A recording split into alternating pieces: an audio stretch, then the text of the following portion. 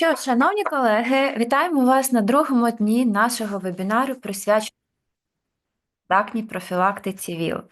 Мене звати Марина, я консультантка Офісу Всесвітньої організації охорони здоров'я в Україні, і мені дуже приємно знову відкривати нашу сьогоднішню навчальну сесію. Взагалі ми маємо, насправді, для вашої так інформації, взагалі ми маємо більше 500 осіб зареєстрованих на захід, і поки всі будуть під'єднуватись, то декілька організаційних моментів хотіла би з вами проговорити. Аудиторія в нас надзвичайно різноманітна. Від колег, які тільки починають діяльність в доконтактній профілактиці, до фахівців із багаторічним практичним досвідом та експертів міжнародного рівня. Ми дуже раді бачити серед вас лікарів, з якими ми вже співпрацювали під час попередніх заходів, що проводили та воркшопів. Хочеться висловити перед тим, як ми почнемо, вдячність Центру громадського здоров'я МОЗ України за підтримку цього заходу і його кофасилітацію. Також, поки ще колеги під'єднуються, хочеться, користуючись цією нагодою вітального слова, нагадати про те, що через декілька днів, вже 1 грудня, у світі будуть відзначатиме День боротьби зі СНІДом. Це чудова нагода для всіх нас привернути увагу пацієнтів, запустити інформаційні активності або просвітницькі заходи у ваших закладах. І хотіла б поділитися і нашим досвідом. Нещодавно, 17 листопада, в одному з київських бізнес-центрів, ми разом з одним із наших постійних партнерів, організацією UNAIDS, організували день тестування з тим, щоб, власне, будь-хто, хто має бажання, міг пройти тестування швидкими тестами на ВІЛ, сифіліс, гепатити Б і С. Тому сподіваємося, що вас це також надихне, і ви зможете зробити в ваших установах, в яких ви працюєте, також певні інформаційні кампанії або активності. Хотела только вам сказать, посмотрите, как красиво. Також, повертаючись до нашого вже сьогоднішнього заходу, присвяченого доконтактній профілактиці, хотілося б перед тим, як ми перейдемо до тематики, зробити короткий огляд вчорашнього дня. Це був перший, але ґрунтовний крок у серії наших вебінарів, і ми ретельно розібрали рекомендації Всесвітньої організації охорони здоров'я, які спрямовані на пероральні щоденні режими.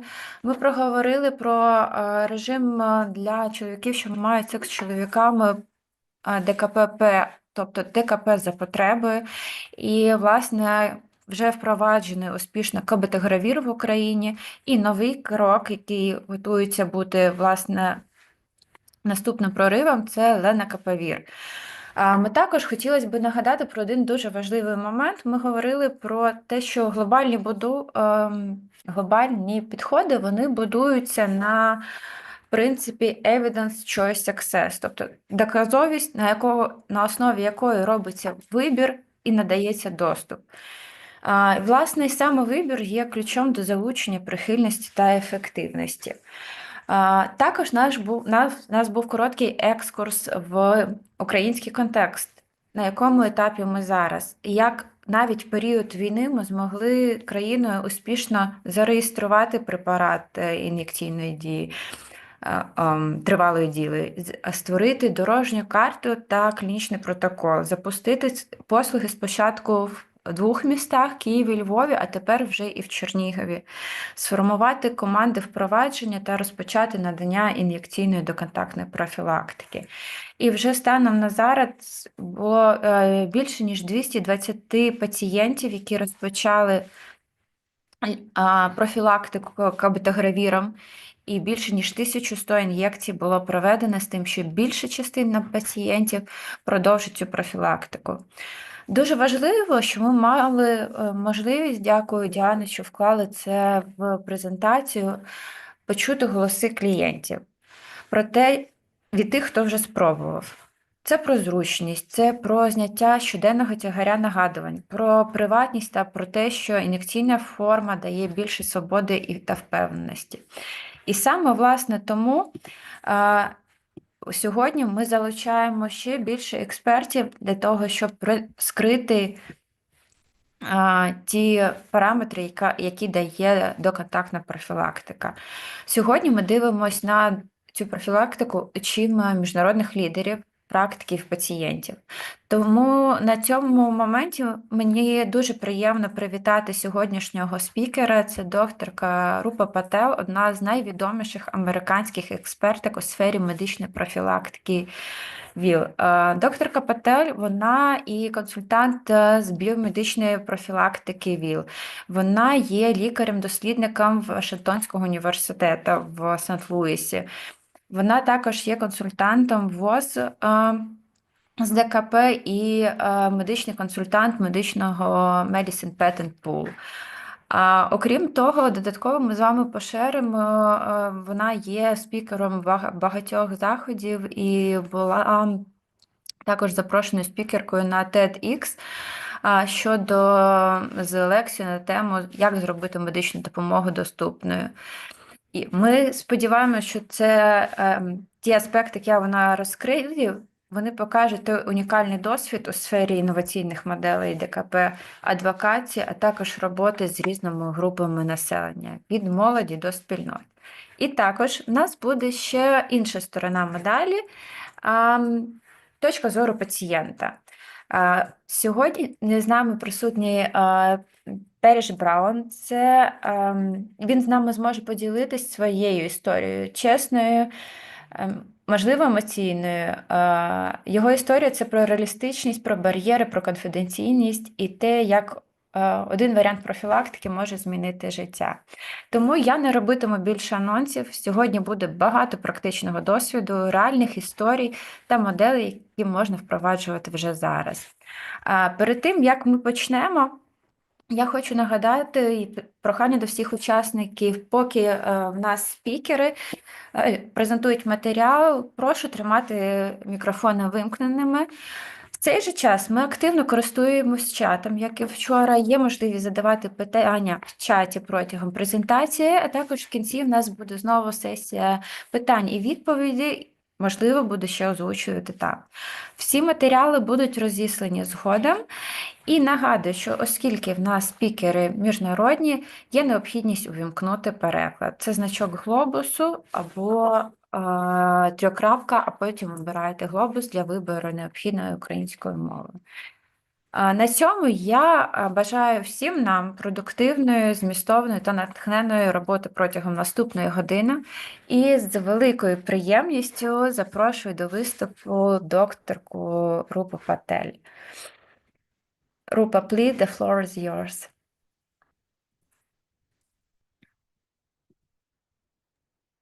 Hello, great. I want to first start Dobra Den. And it's good morning also from America. We'll talk about the injectable cabotegravir, the very technical things. Next slide, outline.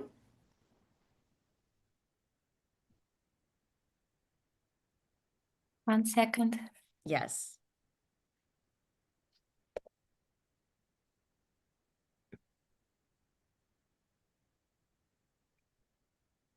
Excellent. So the next thing is thank you for everything you're doing. And we're always here to help you if you have any questions, and we think of you every day. I'm going to go over guidelines and then some key points for implementation. Next slide. I want to remind you to the right of the slide is what is currently available. We have cabotegravir and lenacapavir. And if we inject properly today, we can use all the long-acting injections in the future in Ukraine. Next slide. So first, I want to let you know there's lots of resources, lots of education, lots of teaching materials. So WHO has the phone app on the right. Also, they have an implementation tool with videos. And then they also have, we have the United States curriculum as well. And then next slide.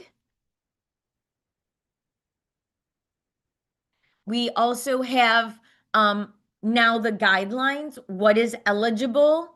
Anybody with sex or injection drug use. Cabotegravir can work in all these ways for transmission to prevent HIV.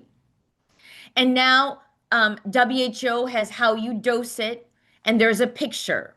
You have to think of initiation and maintenance. That's how the injections are. Initiation is 0 and 1 month, then every 2 months. Remember, if you miss a 2-month injection, then you reinitiate with 2 injections. So that's why we always have to think about how to initiate and how to maintain. Next slide. Then I want to teach you how to inject. You don't have to remove the underwear. You just have to have the side of the thigh. You put your hand like this, and then you'll have an injection point. It's a big muscle, the ventrogluteal area, and you'll use your 1.5 to 2-inch needle. And then you have your butt. If you need to use your butt, you have to remove the underwear and you put it on the top. The person can stand or they can lay down. They can lay flat. So that's why you can deliver this anywhere. Street, mobile van, clinic. Next slide. Now I want to teach you when you put the needle in, you need to do a Z-track. So you want to move the skin down, then you want to inject, and then the skin comes back up. It's called a Z-track. WHO has that in their education. And it's because you have a 3-millimeter injection of volume. So there's lots of volume. And then on the bottom of the slide, remember you have 2 different body types. BMI less than 30 is a 1.5-inch needle. BMI over 30, it's a 2-inch needle. Next slide. Drug reactions. We will go over this in question and answer, but main drug reactions. Do not give cabotegravir if there's seizure medicines or TB medicines, rifampin and rifapentine.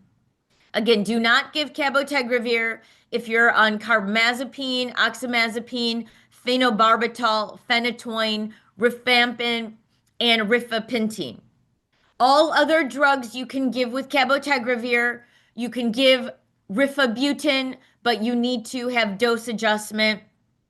So this is a very easy drug like that. Remember, it does not treat TB. So if you have a TB patient, you have to give them TB treatment plus cabotegravir.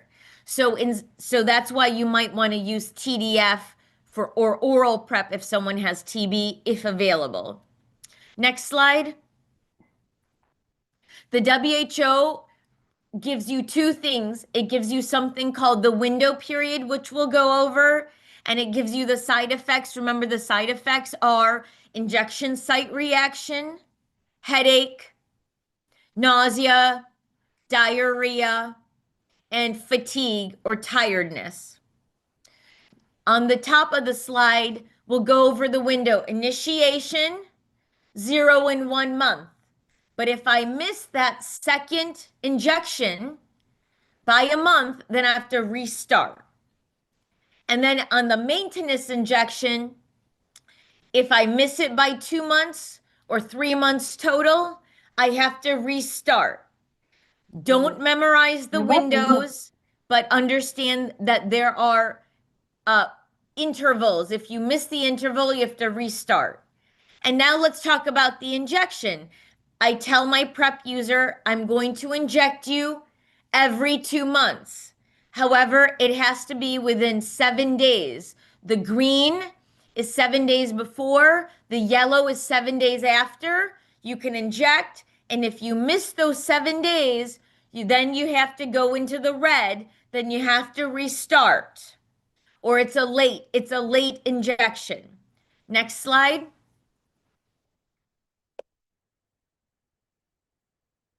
This is just another picture about the windows. Again, initiation has a 2-month total gap or 1 month extra, and the maintenance injection is a 3-month total gap or 2 months extra. It's very confusing. I will help you if you have a problem. You email Diana or Sashi, Alexandra, Sasha, and then I can help you figure out the timing. Next slide. Now I'm going to go into examples. In order to give good care and fast care, you will need to maybe have task shifting or have lay workers or pharmacists or nurses. Next slide, please. Oh, yeah, sorry. Can you go the slide ahead before, the slide before? So there's a hand. So I wanted to show you the training program that we made with prep specialists. We use videotapes. We looked at injection comfort levels. We reviewed cases. And they also do, these prep specialists also do, they draw blood. And we made a nice room to make it easy for the youth. You can see it's a beach. Next slide. And so we did lots of hands-on training. I'm giving you all the pictures and the checklists. In case you want to make community health workers, you can look at that next time at your own time when you review the slides. There were exams. Next slide. You can see we made them make the checklist. We made them do active learning and mock education. And we were in the clinic with them. Next slide. Then we also give injections in the home. You can see our medical bag with all our things. We give primary care, cough, cold, PrEP, PEP, everything we inject. And then if you want to make a home injection, we can help you. It takes only 10 minutes to inject. And then when you talk to the patient, it's 10 minutes. So we've got a 20-minute system. Next slide. Cape Town has a van with Linda Gale Becker and Elzette, and they give the youth injections on the mobile van with the nurse. Next slide. And then just for Ukraine, some key points. Remind the PrEP user to come every 2 months, so make a schedule for the year. Remember the 7-day window period. You have to educate. Come within 7 days. Come within 7 days. Otherwise, we'll have to inject you again, 2 injections for initiation. Have an assistant.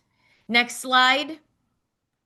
Ways to make it easier, reduce pain, give ice and pain medicines at the same time, ice before and after. And then you have to inject out of the clinic, reach the people, reach the sex workers, the prison workers, the prisoners, the people on the street. Please have comfort to go in homes and mobile units in the street, and you can task shift. You don't need a private room. You can have community workers, and you need to change the law with your public health, with Alexandra and Diana and etc. Maybe you can create a system to inject on the street, and you can call us. We can give you ideas. Next slide.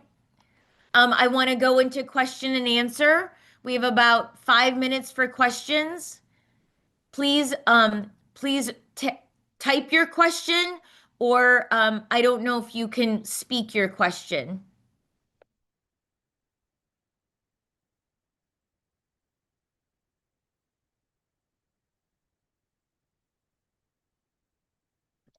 Okay, while we're waiting for questions, I will also start a discussion. Next slide. While we're waiting for the questions come in, we have a good now 15 minutes, 10 to 15 minutes to take your questions and to brainstorm. My question to you all, I know it's a webinar and thank you for coming. There's 300-400 of you. How did it go with your first cabotegravir? How can we build off that experience?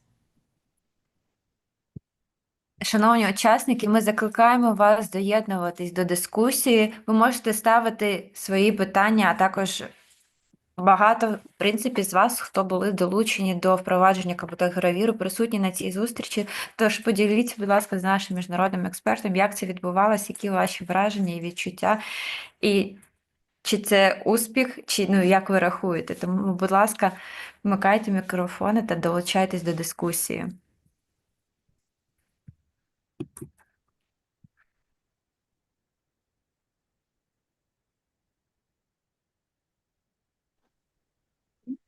So, Rupa, thank you again. Really sort of insightful as always. And as we have, there's already a question coming in the chat from an iPhone, and our WHO colleagues in Kiev will be translating, that question to you. I think it's also just to reflect and to yourself. The initial two cities were Kiev and Lviv. One, of course, like the capital. The other one in western Ukraine. And then an additional city, Chernihiv, also started enrolling CAB clients. I think it's always when there's limited supply of any new PrEP product, if I want to sort of express it that way, in terms of an algorithm or prioritization of who could benefit from that product. And we'll probably get into this kind of discussion at some point, some point quite soon in the country with lenacapavir, with a potential supply coming into the country. So maybe you're sort of in clinic and your experience in Washington, D.C. How do you think as a provider, thinking about who cabotegravir may be sort of most beneficial to it, as opposed to oral PrEP? Thank you. great. And we have to translate that, right, Giannis? What you It's actually said. simultaneous translation that's happening right now. So the colleagues have are listening to us in Ukrainian. We also, as I said, have that one question in the chat. So maybe if you can reflect as Yeah, to I'm going to what I reply said. very briefly, but I want to check in. So Sasha, we don't need verbal translation. We'll use the chat or the simultaneous translation. Yes. Okay. And indeed, So- that question in the chat is for Rupa. Marina or Sasha, can you just maybe look at that, please? Yes. With the Dr. Rupa, we have a question regarding the injection on the street. Who are the people who have received injections on the street? Are they those who are unable to come to a medical facility, or there are any other reasons for injection? So great. I will put my answer to everything in one because it's all related. So first, think of the epidemiology. This is where WHO Ukraine comes, Ministry of Health Ukraine comes, and the doctors themselves. Where are the transmitters? Where are the people that you think are infecting other individuals? And so you want to hit that network. Remember, if you have one or two people on PrEP, then you protect people down the line. So we go to zip codes. This is not just the United States or Washington, D.C. This is everywhere. Cape Town in Africa, they take the mobile van to the zip code or the location that has the highest HIV. Same thing in Washington, D.C. There are two locations in Washington, D.C. that have the highest HIV. We take the mobile van, we take our doctors to go in the street there. And so you have to go to the place that has the highest HIV, and you have to go and do multiple things. You ask them to come to clinic. Some come to clinic.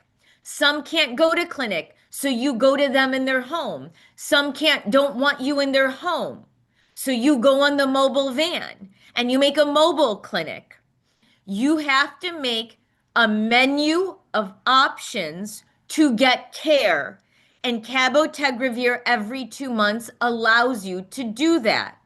You can go every 2 months to the same location and give the injection. One way of doing that, which is practical, is take some type of mobile unit. Take a handbag, take your cabotegravir, go every Thursday to the location to the bathhouse, to the street, wherever you need to go to reach the people, and go there every Thursday. Let people know to come every Thursday. Go to that one spot, have your mobile clinic. Make it some type of system and people will come. So to answer that question, I want to remind you, we were having everybody. We were injecting at home and on the unit for sex workers, for IV drug users, for all kinds of transmission risk.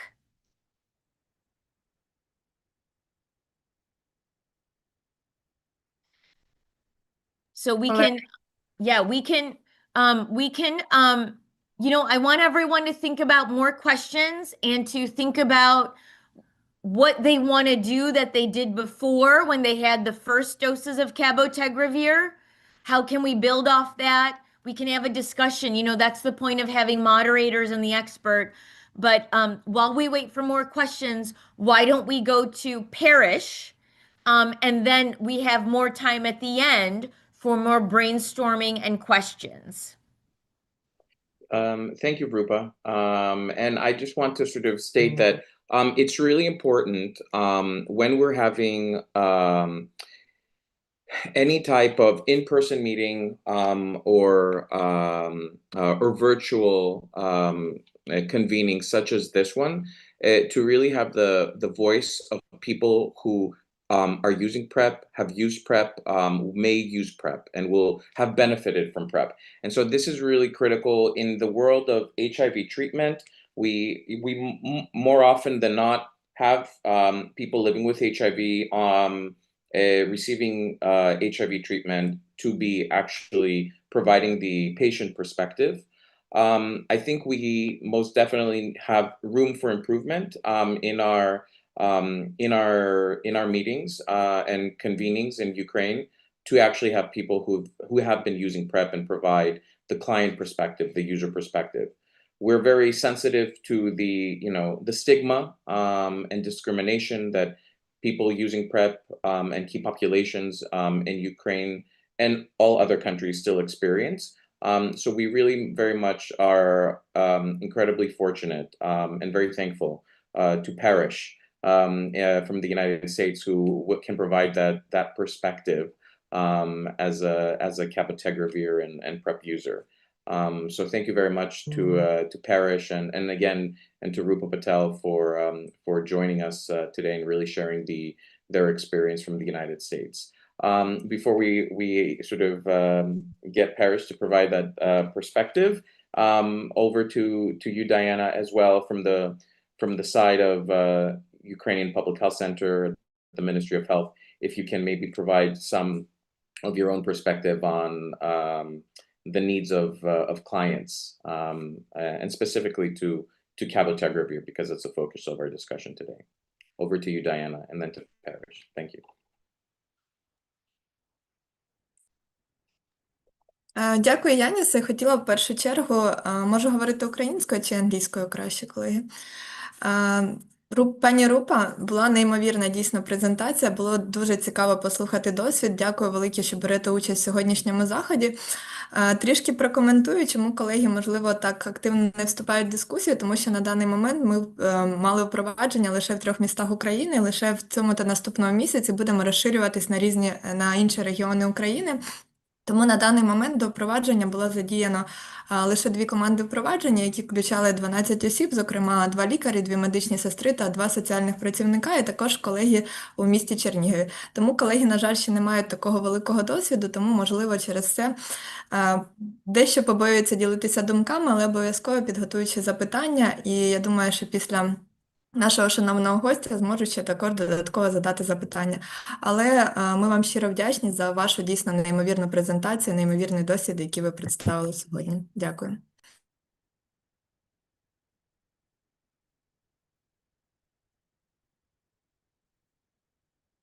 Thank you, Diana.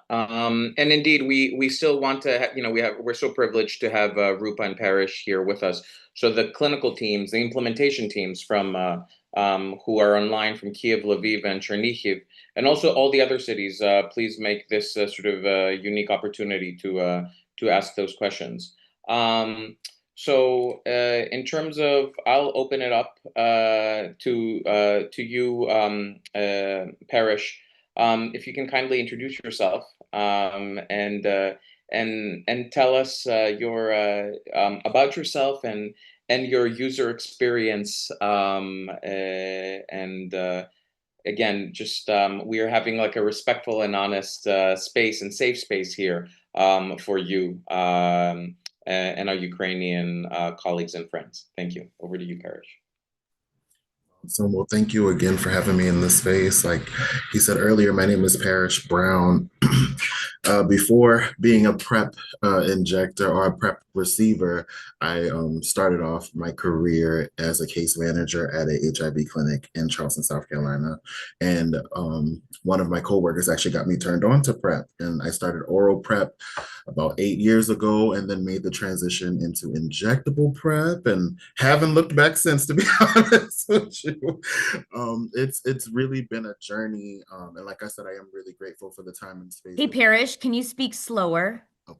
Yes. Because then it automatically translates. So when you speak, there's automatic translation for them. So you'll have to speak slower. Thank you, Parish. Not a problem. Thank you, Ruben. Perfect.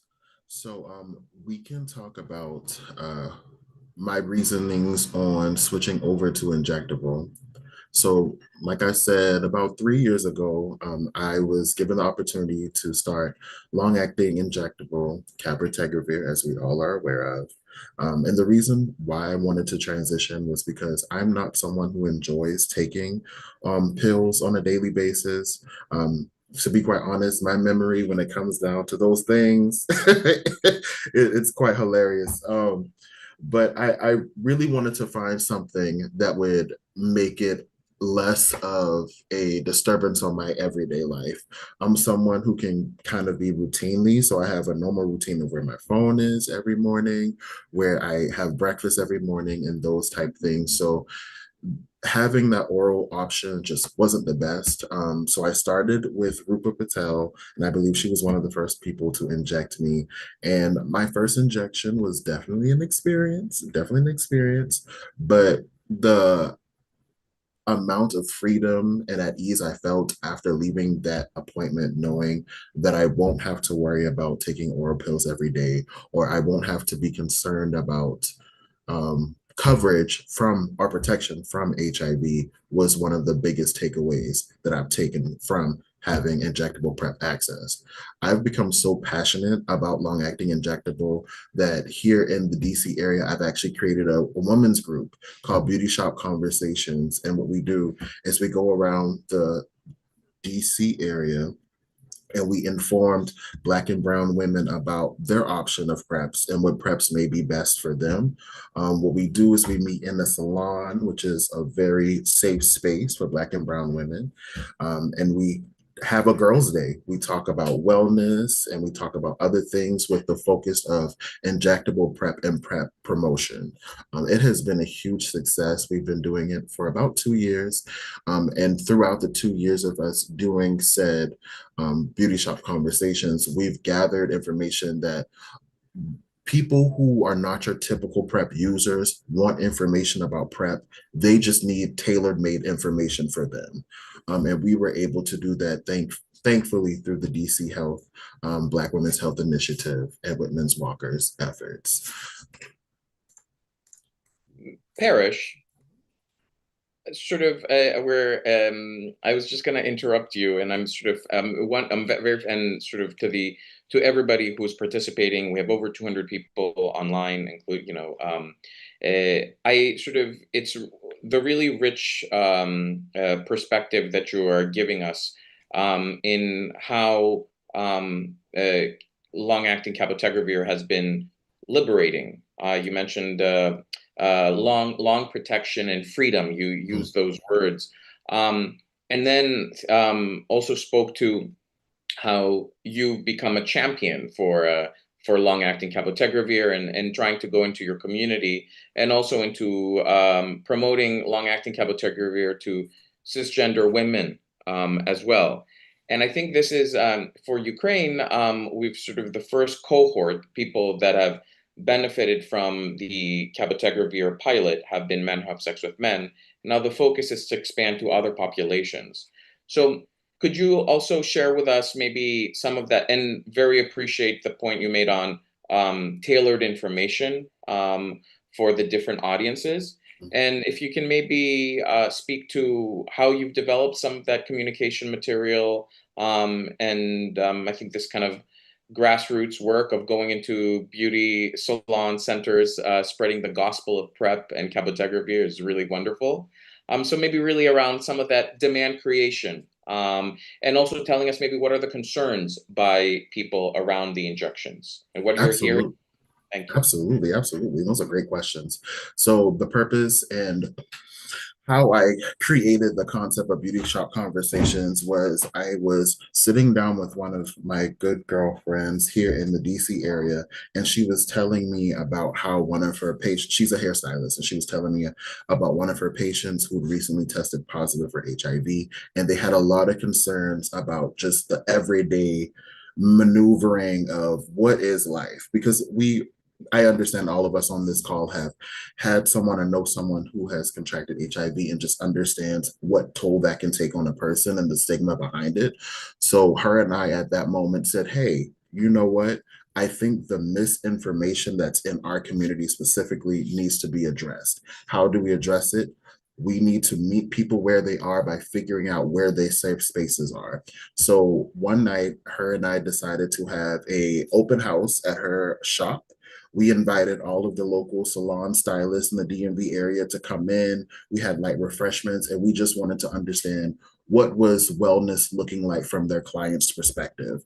And from their client's perspective, we had an understanding that a lot of people were misinformed about what HIV is and how it was transmitted. A lot of individuals, cisgender Black women specifically, had never had a conversation with their doctor specifically about PrEP and if it even was for them. So with all that information, we took and we gathered some information from RUPA and the CDC here, and we created Beauty Shop Conversations, which is more so like a I would say it's more like an intervention, if you will, but we make it a little bit fun. I think one thing that you mentioned there, Parrish, and I think for everybody here, I know we get so focused on PrEP and the next products, right? And thinking about demand creation, but I think it all comes back to basic HIV information at the end of the day, HIV prevention. I mean, we are decades into this pandemic, and we still recognize that people need HIV 101. And so I think that's, I mean, as you're speaking, Parrish, I really reflected on that. There's a few, there's more questions popping into the chat. There's one related to people who inject drugs. Yeah, I'd like to take that. I can say Oh, it, and then I was just typing, and I'll continue to type so there's a record. This is a wonderful question. The question is about, can cabotegravir be used in persons who inject drugs? And the answer is yes, yes, yes. And I'm going to describe the scenario. There has been no randomized control trial specifically on injection drug users. HPTN 083 and 084 excluded the sole transmission risk of injection drug users. However, in the United States of America, among our cohorts around the nation, we have people receiving we have injection drug users receiving cabotegravir. There have been no infections on injection drug users among those receiving cabotegravir that were receiving cabotegravir on time. Of course, when they've discontinued, they have delayed injections, there are infections. That is anywhere. So we want to remind you that while there has been no randomized control trial, experts believe the pharmacokinetics, the cabotegravir levels in the body needed to prevent HIV in injection drug users, blood-to-blood transmission is enough for it to prevent HIV. And I want to remind providers today, there has been almost no cases where you have sole injection drug use and you have no sexual risk as well. And that is why many guidelines say offer cabotegravir to injection drug users, because many times there is ongoing sexual risk as well.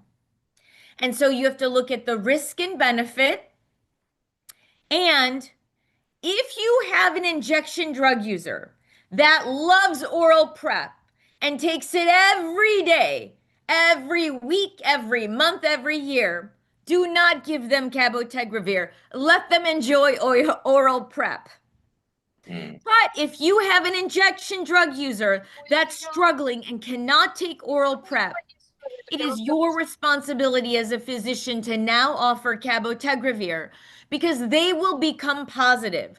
The one thing that HPTN taught us in the trial, которым вводили внутримышечно, is инъекционный the ДКП. trial taught us that people that were on oral PrEP could not take oral PrEP.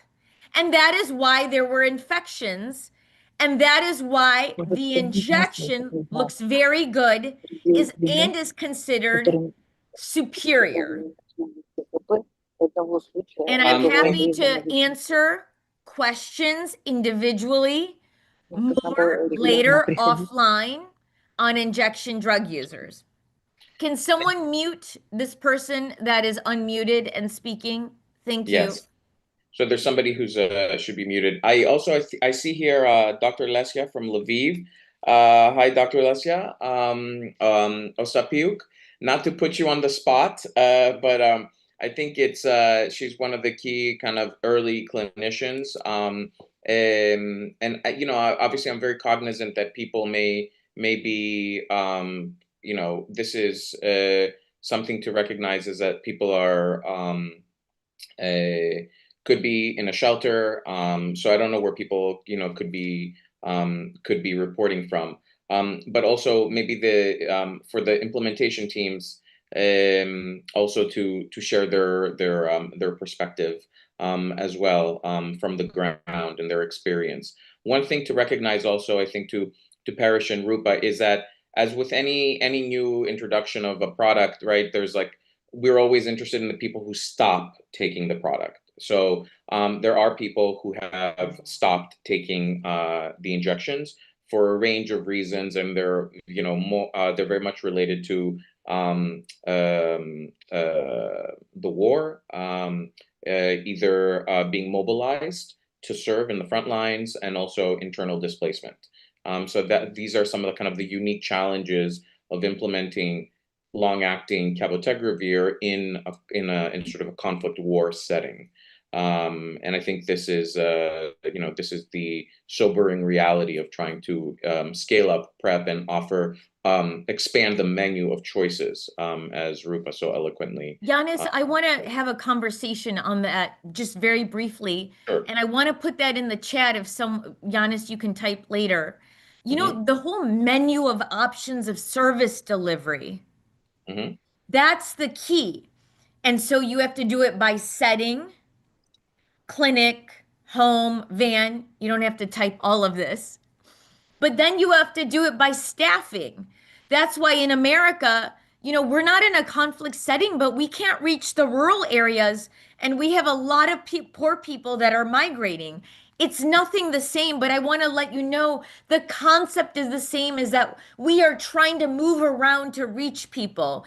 And so what we had to do is we had to make a home program, a van program, a clinic program, and we can even make like a bathhouse program or a pharmacy program. We can make these pop-up clinics in other stationary places.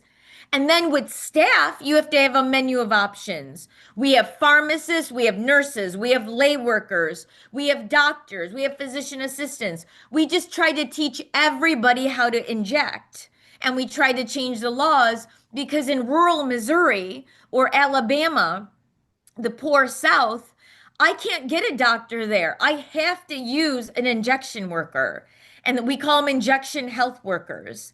And so I represent Washington, D.C., but I also represent the nation as an expert that has gone to every nook and cranny, Native American reservations, everywhere in the US to try to figure out how do we get injections. Because now we have 2 injections, which the Ukraine, I hope in the future will get. We have lenacapavir. And Ukraine, I promise you, you will eventually get longer and longer injections over time. There is a 2-month injection. There will be a 4-month cabotegravir injection. In a few years, there will be a 6-month cabotegravir injection. There's a 6-month lenacapavir injections. There will be a 1-year lenacapavir injection. I promise you, over 5 years, there are going to be longer and longer injections, and you have to learn how to get these to the people. And we can start with cabotegravir. Thank you, Rupa. I think one of the I think for everybody, for the audience, we are now over 200. We actually 212 people participating. One of the things that Ukrainians, and I think it's also for people participating to think about how you would organize yourself, especially those places where cabotegravir will become available. So thinking about how to structure your clinical teams, working with your social workers and your pharmacists, and your municipalities, your cities, to be able to set up a type of service where you can, for example, Dr. Patel showed where they actually go to people's homes and they've set up a mobile service. And so maybe one question is to Rupa and Parish is a little bit just more information around the practicalities of and how you staff this mobile team of yours in the DC area. Thank you. I can take the staffing question, Rupa, for Yeah, you. go ahead, Parish. So we're very grateful. We have some grant funding that allow for us to go out and in the community, purchase a mobile unit that allows for us to have 2 restrooms and 2 testing rooms in the unit as well. And yeah, that's how we staff. That's the biggest way of how we staffing. Finances and finding grant funding has been the biggest push in making it possible for other individuals to receive our services. I also want to highlight something that you spoke of a little bit earlier about going back into the communities, really becoming creative in those communities as well, and finding pillars in the communities that can really support the PrEP initiative will be the biggest help in spreading the word and having more people realize that LAI is for them, or long-acting injectables for them. I wanna add that staffing, okay? Parish, I'll build on what you said. Giannis, I'll answer your question. At Whitman Walker Health, we took individuals who were HIV testers. So they were high school graduated, some are college graduated. We taught them how to draw blood. And then we taught them how to inject. And I showed you the program in those pictures in my slides. We had quizzes and we watched people inject. And that's how we built our staff. We have up to 7 injectors. And then these injectors can be 1 in clinic, 1 at the home, 1 in a mobile unit. And so we've made a system, and I'm blending Whitman Walker's program with some other programs. I'm giving you a general program.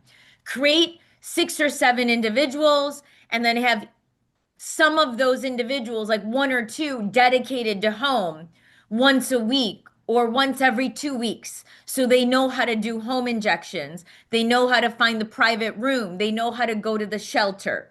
So the key is take your X amount of cabotegravir doses. How many is that, Giannis? 500 or something? 700? I think that's for Diana to answer. Okay, let's say around 500 to make it easy. Now, Ministry of Health and the doctors and WHO Ukraine can go ahead and say, let's do 100 doses on, this is the highest transmission risk in this brothel or prostitution site or this, injection site or this shelter. And so we'll do 100 doses here. We'll do 100 doses in this other city, 100 doses here. So I think maybe you can plan by doses how many are needed, and then you plan the staff around that. And then use the timetable, initiation doses, maintenance doses. And in the next planning meeting or the next virtual meeting, we actually count out the areas and the doses and the number of people, and you can do the math. I'll pause there for other comments. Great, thank you. Diana's hand is up. Over to you, Diana.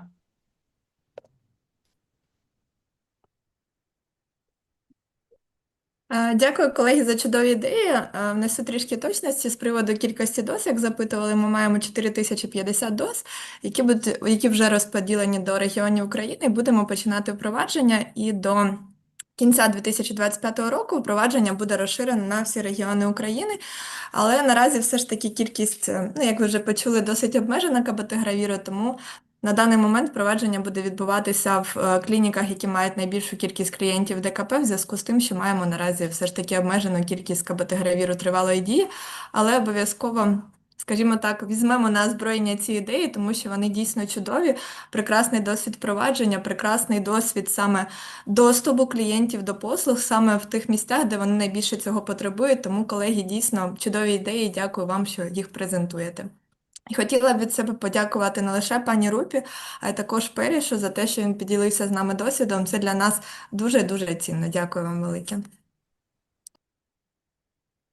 Diana, I want to just say one thing. To all the Ukrainian doctors, you must think we're crazy. We're not used to giving injections on the street for HIV. We're not used to being in homes. But I want to let you know, anywhere you go, there is an epidemic.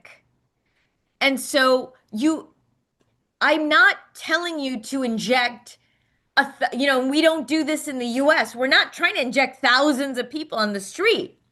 We're going to the certain zip code or geography where we have 100 people and we know that they're transmitting HIV and new infections are happening. So we're just taking 100 doses that month and we're trying to get those 100 people.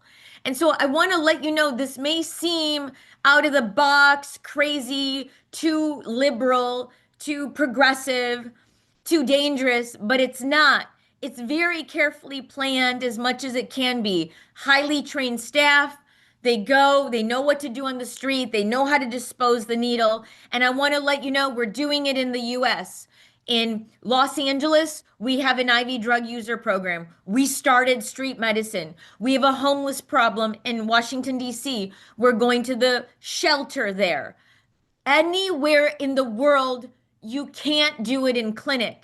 And so I want you to remove your bias. I want you to take a deep breath, and I want you to really plan, how do you do things different? It's okay. Nothing will go wrong. What will go wrong is you're not using a very good product, highly efficacious, very safe, and you are not bringing it to the street and you are not preventing HIV, because those people that you're serving cannot take a pill every day. It does not happen. It is very difficult to take a pill. I am a cabotegravir PrEP user for the time I needed. I could not take daily PrEP. I had very few side effects with the injection. It hurt for 1 or 2 days. I took Tylenol. I needed PrEP for 3 months, 4 months. I took it. So, you need to meet people where they're at. It's called biomedical coverage. Some people want oral PrEP.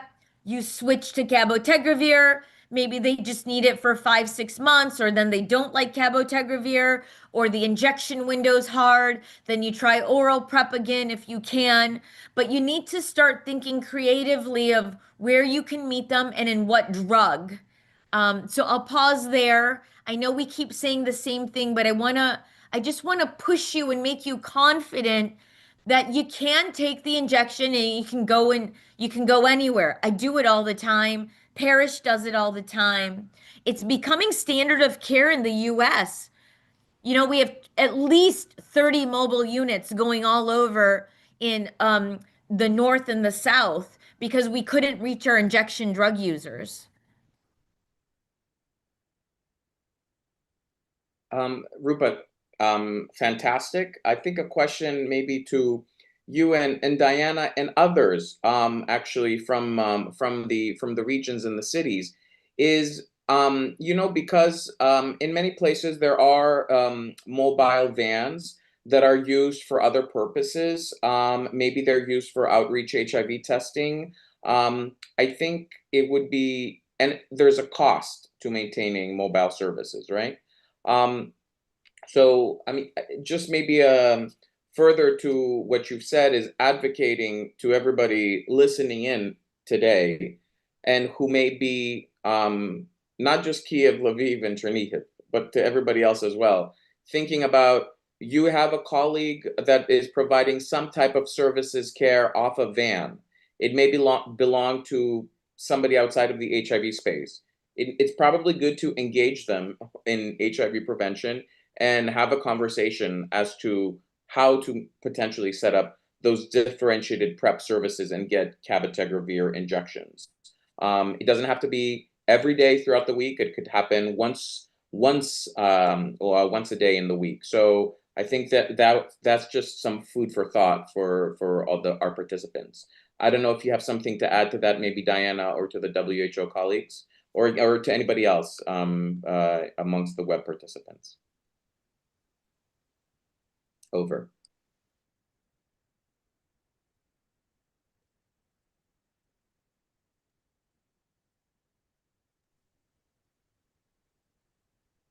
Diana has something to say. Так, будь ласка, да, не бачу піднятих рук, да, тому можу прокоментувати. Дійсно, Україна завжди рухається на шляху до інновацій і до будь-яких інноваційних підходів.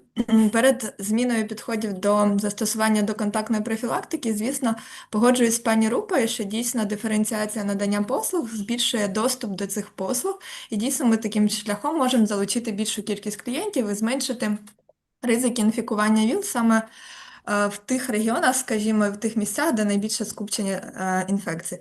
Але разом з тим нам потрібно перед впровадженням будь-яких нових інноваційних підходів оцінити дані підходи, чи вони є наразі для нас прийнятними в контексті війни, в контексті України. Тому дійсно ми зі свого боку оцінимо цей досвід і спробуємо зрозуміти, чи зможемо ми на даний час його використовувати в наших умовах та в наших реаліях. Дякую, колеги.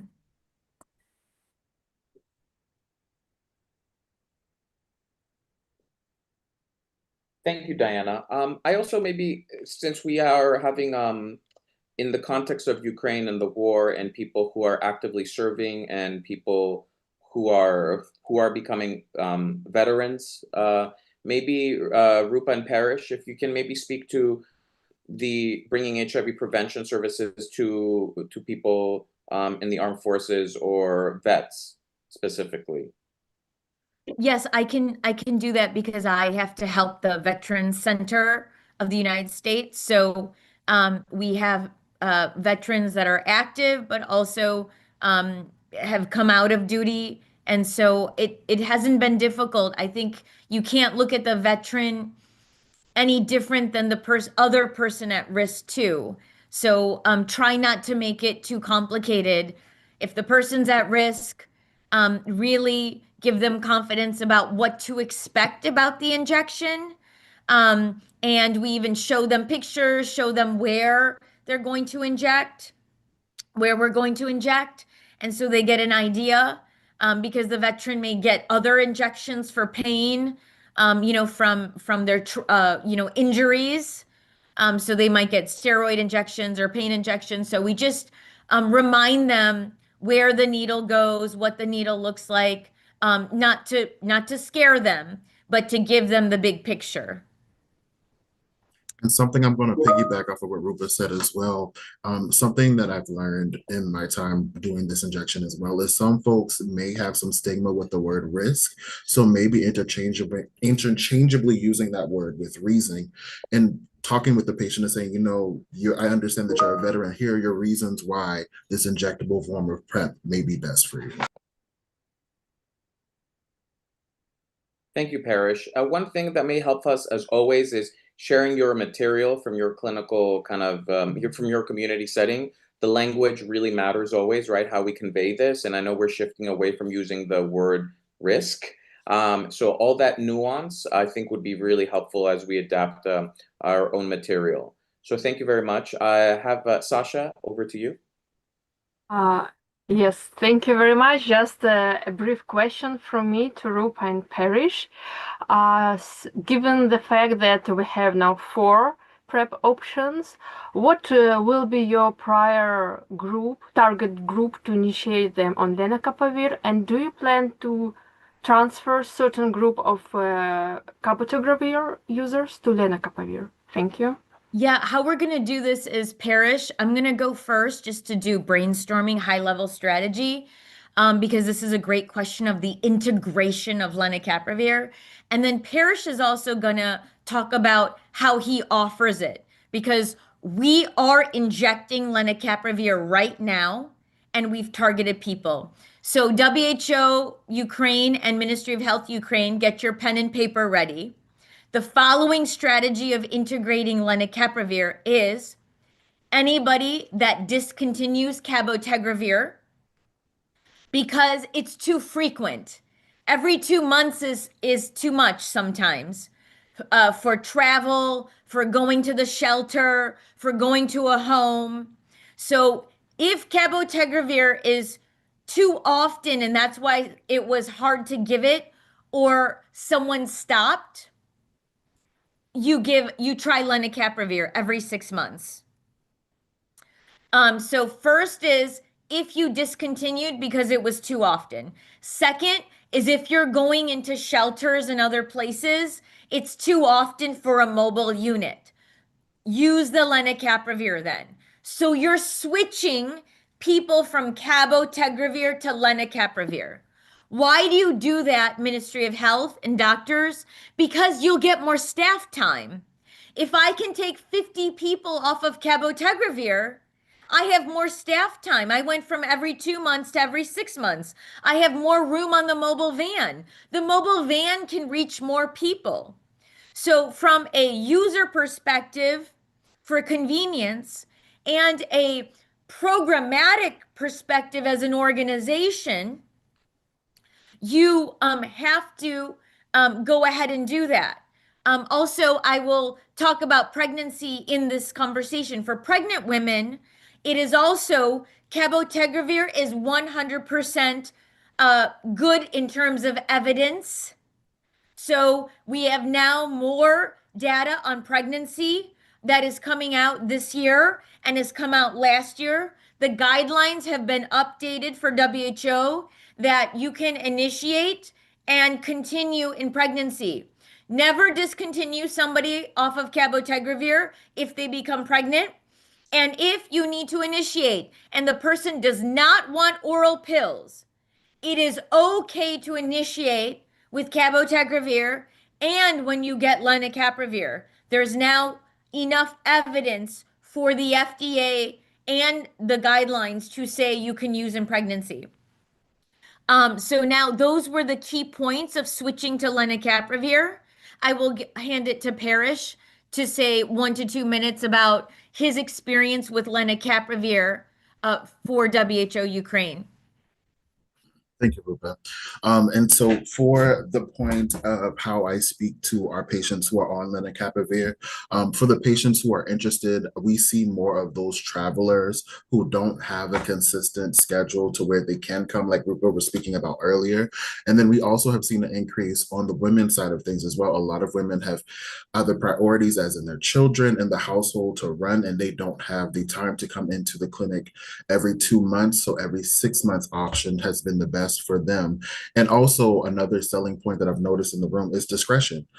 With Apretude or cabotegravir, with cabotegravir, some patients experienced a little bit of a raised nodule, and you will experience that with lenacapavir as well. But because we have different injection options and area options, people feel more comfortable with having a nodule that's hidden.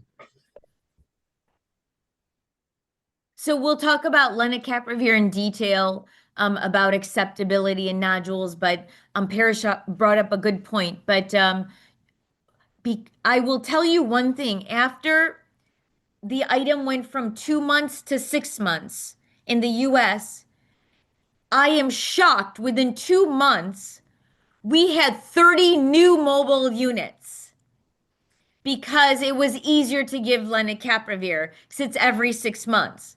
But that's not to say cabotegravir is not important. And now in those mobile units that started with lenacapavir, we are also offering cabotegravir. So we've made more infrastructure. So that's why I'm begging you doctors and public health specialists to start making the infrastructure to go out of the clinic so that when other options come, it'll be easier and faster. So we're at time. I'm gonna hand it over to Sasha, she can close. Yes, just quickly, over to you, Sasha. There's just some questions also in the chat.